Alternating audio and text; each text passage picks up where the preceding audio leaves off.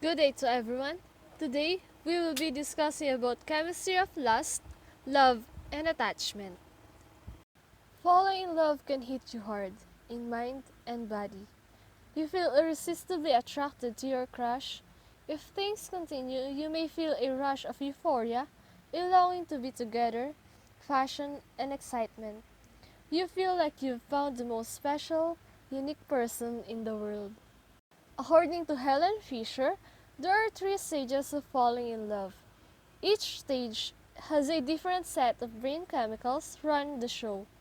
These stages are lust, attraction, and love. Lust. When you're in the stage of lust, you feel physically attracted and drawn to the object of your affection. You want to seduce them or be seduced. There may be an element of mystery or intensity that makes things exciting, and imagine a hot one-night stand.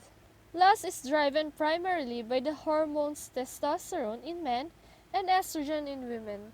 Lust occurs across species and may be part of the basic drive to find a partner to spread our genes with.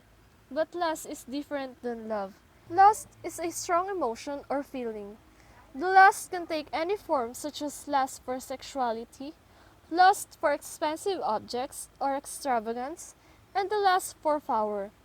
It can take such mundane forms as the lust for food is distinct from the need for food. Lust is a psychological force producing intense wanting for an object or a circumstance fulfilling the emotion. Attraction. In the second stage, you begin to obsess about your lover and crave his presence. Your heart races and you don't feel like sleeping or eating. You may even get sweaty palms. You feel a surge of extra energy and excitement as you fantasize about the things you'll do together. It is the period of time during which couples are infatuated and pursue a relationship. The energy and attention is focused on one particular person. And lastly, the attachment phase. Attachment involves wanting to make more lasting commitment to your loved one. This is the point at which you may move in together, get married, and have a children. After about 4 years in a relationship, dopamine decreases and attraction goes down. If things are going well, it gets replaced by hormones oxytocin and vasopressin, which create the desire to bond, affiliate with, and nurture with your partner. You want to cuddle and be close and share your deepest secrets with him or her. You plan and dream together. It is a long-term bond between partners. It is a feeling of security, comfort, and emotional union. Love is a complex and powerful force, one that plays out in a number of emotional, cognitive, and social ways. According to the late psychologist John Allen Lee, there are 6 broad styles of love. First is eros, second is agape, third is storge, ludus, mania, and pragma. We'll look at each in turn to help you determine the type of lover you are and the type of lover you need. Eros. This style is typically experienced as a romantic, fairy tale type love. Physical beauty is important to this love style. Attraction is intense and immediate. Eros lover feels an urgent drive to deepen the relationship emotionally and physically. Because these individuals love the feeling of being in love, they tend to be serial monogamists, staying in a relationship as long as it feels fresh and compelling, then moving on so they experience those same feelings again with someone new. Parang sinabi niya na, I'm in love with the feeling but not the person. First things first, alamin mo muna, love ba talaga yung nararamdaman natin para sa isang tao? Or maybe, in love lang tayo dun sa nararamdaman natin. Akala natin, mahal na pala natin yung tao, pero hindi pala. Maybe you're not in love with him or her. You're just in love with that feeling. Kasi minsan akala natin na sa tao tayo in love, yun pala hindi. Kasi parang gusto mo lang yung thought na you seem happy along with their companionship, but you are really not in love.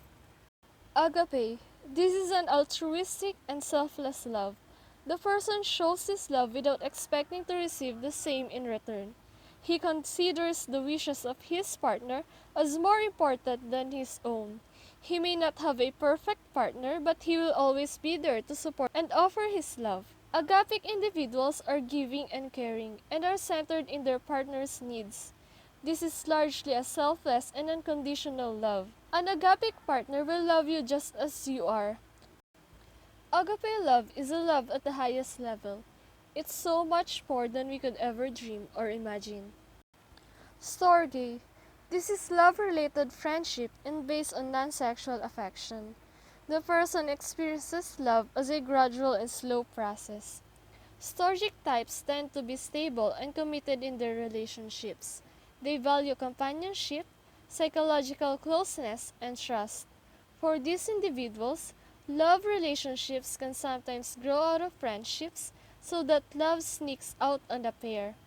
This love style is enduring, and these individuals are in it for a long haul. Ludus. People with a ludic style view love as a game that they are playing to win. Often, this can be a multiplayer game. Ludic individuals are comfortable with deception and manipulation in their relationships. They tend to be low on commitment and are often emotionally distant. Because ludic individuals are more focused in the short term, they tend to place greater importance on the physical characteristics of their mate than do other love styles. They are also more likely to engage in sexual hookups. In short, minahal ka lang niya para paglaruan ka. Mania. This refers to an obsessive love style. These individuals tend to be emotionally dependent and to need fairly constant reassurance in a relationship. Someone with this love style is likely to experience peaks of joy and troughs of sorrow, depending on the extent to which their partner can accommodate their needs. Because of the possessive associated with this style, jealousy can be an issue for these individuals. And lastly, pragma. Practicality rules for this type. Logic is used to determine compatibility and future prospects. This doesn't mean that this individual use an emotionless, Spock-like approach to their relationships. Rather, they place a high importance on whether a potential mate will suit in meeting their needs. These needs might be social or financial. Pragmatists might wonder if their prospective partner will be accepted by family and friends or whether they're good with money. This is a practical and business-like love. Pragmatic lovers may plan the best time to get married, have children, and other future plans. Love is based on what is appropriate. It is not intense nor out of control. Love is essential in our well-being. Though most have experienced it in their lives, defining love is challenging. Few researchers have put forth a viable theory in the concept of love. One exception is the triangular theory of love developed by psychologist Robert Sternberg. This theory suggests that people have varying degrees of intimacy, passion, and commitment at any one moment in time. The three components of love. Intimacy. This involves the feeling of closeness, connectedness, and bondedness. This includes the desire to give and receive emotional closeness, support, caring, and sharing. Passion. This involves the feelings and desires that lead to physical attraction, romance, and sexual consummation. This is the hot component of love, which can be described as intensely romantic or sexual desire of another person, usually accompanied by physical attraction or physiological arousal. And lastly, commitment. This involves the feelings that lead a person to remain with someone and move toward shared goals. This is the hold component of love. It is the decision to maintain the relationship through good times and bad times. The three components of love interact in a systematic manner. The presence of a component of love, or a combination of two or more components, creates 7 kinds of love experiences. These types of love may vary over the course of relationships as well. Liking or friendship. This type of love is when intimacy or liking component is present. but feelings of passion or commitment in the romantic sense are missing. Friendship love can be the root of other forms of love. This only involves emotional intimacy and has no passionate intention for long-term commitment. It is just a friendly relationship. Infatuation. This is characterized by feelings of lust and physical passion without liking and commitment. There has not been enough time for a deeper sense of intimacy, romantic love, or consummate love to develop. This may eventually arise after the infatuation phase. The initial infatuation is often very powerful. This is associated with a high degree of physiological arousal. There is only passion without intimacy or commitment. It is usually called love at first sight and may fade quickly. Empty love. Empty love is characterized by commitment without passion or intimacy. At times, a strong love deteriorates into empty love. The reverse may occur as well. For instance, an arranged marriage may start up empty but flourish into another form of love over time. Empty love involves only commitment, a relationship with no intimacy and passion. Couples only stay together for their children or other important reasons. Romantic love. Romantic love bonds people emotionally through intimacy and physical passion. Partners in this type of relationship have deep conversations that help them know intimate details about each other. They enjoy sexual passion and affection. These couples may be at the point where long-term commitment or future plans are still undecided. Romantic love is a combination of both passion and intimacy which may be present during the first phase of a relationship. This is characterized by emotional intensity and sexual excitement.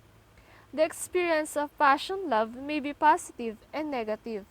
Companionate love. Companionate love is an intimate but not passionate sort of love. It includes intimacy or liking component and the commitment component of the triangle. It is stronger than liking because there is a long-term commitment but there is a minimal or no sexual desire. This type of love is often found in marriages where passion has died, but the couple continues to have deep affection or a strong bond together. This may also be viewed as love between very close friends and family members. The components are both intimacy and commitment, which is experienced in long deeply committed friendship or marriage where passion has faded.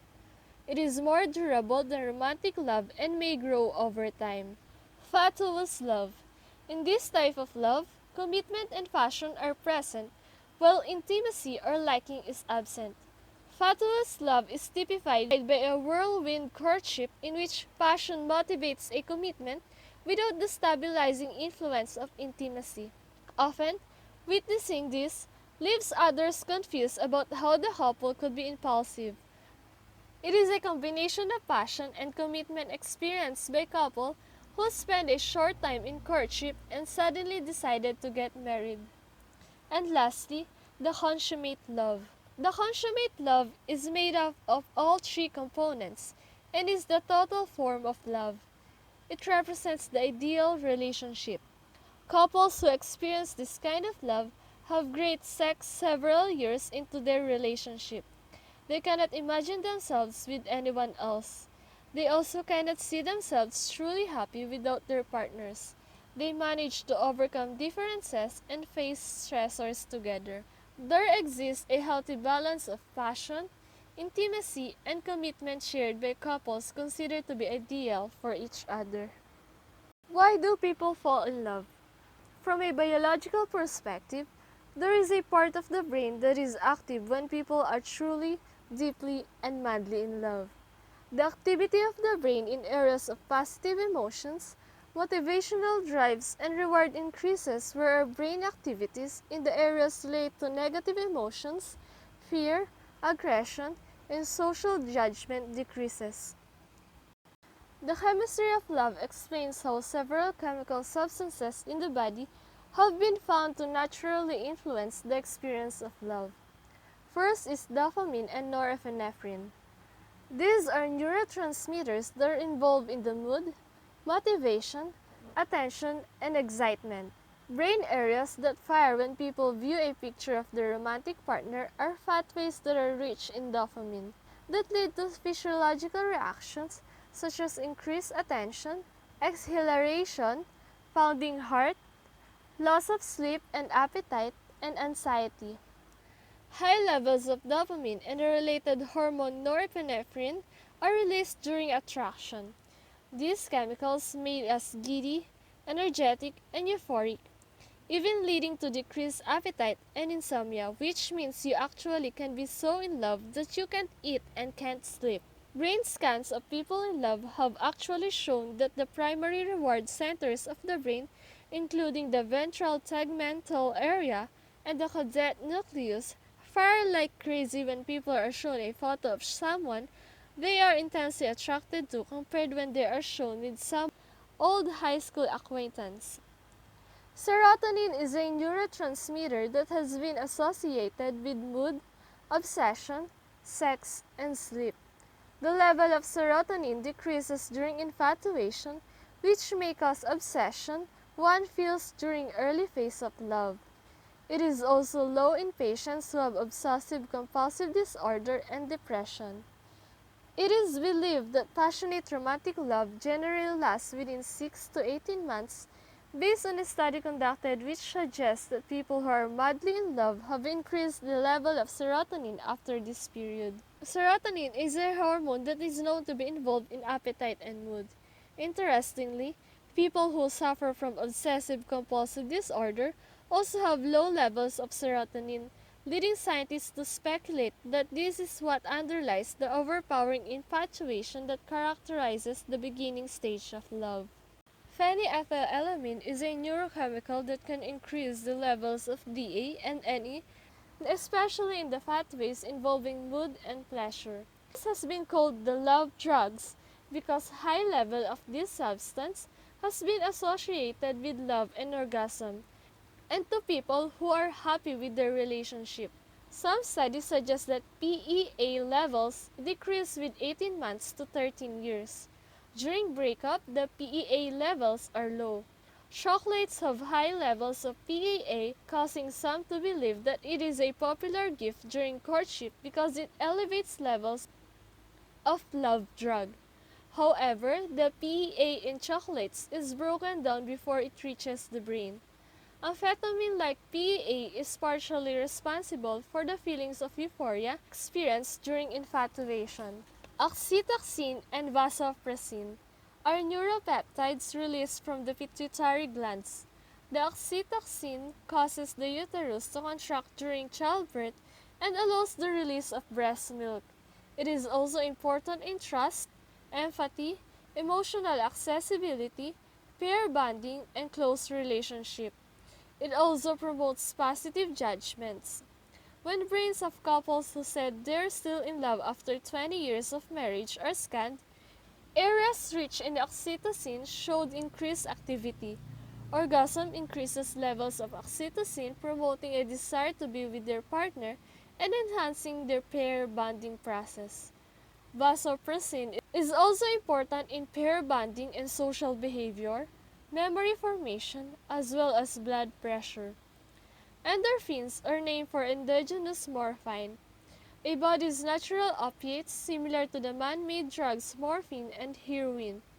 If PEA, NDA, and NE are responsible for cocaine-like euphoria in the beginning of relationship, at some point in time, it may drop, losing the feeling of exhilaration. After the infatuation ends, and if the long-term relationship is continuous, endorphin levels may increase. It gives a feeling of security, euphoria, and peace. Being separated from the beloved can make you lovesick like addicts who need drugs to maintain the feeling of euphoria.